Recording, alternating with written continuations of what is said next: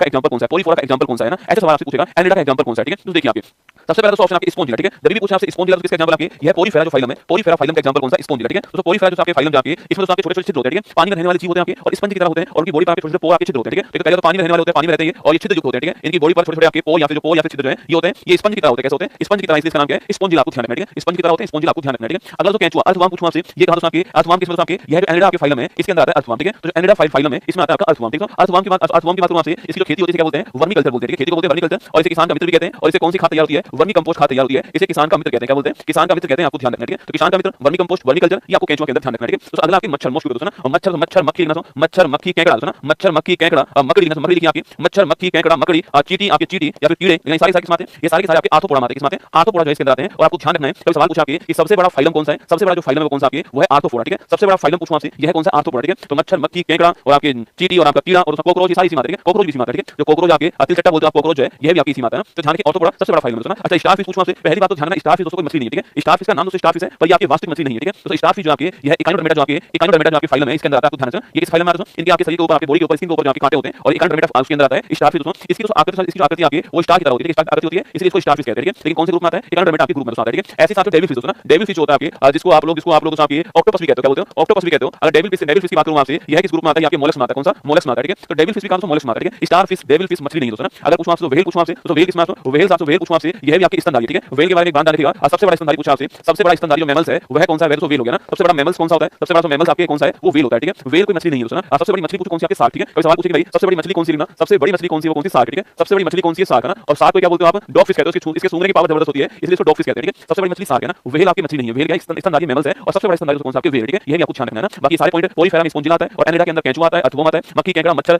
मकड़ी चींटी कीड़े कॉकरोच किसमें आर्थ्रोपोडा में आते हैं और स्टारफिश किसमें आता है, इकाइनोडर्मेटा के अंदर आता है और आपके डेविल फिश किसमें आता है, मोलस्क में आता है। ये आपको ध्यान रखना है, ठीक है। बहुत ही महत्वपूर्ण सवाल है, एग्जाम में सवाल बन जाता है, अधिकांश बच्चे सवाल को छोड़ कर आते हैं, आपको इतना भी याद है ना पेपर इसमें फंस जाता है, कहीं ना कहीं ना। चलिए नेक्स्ट क्वेश्चन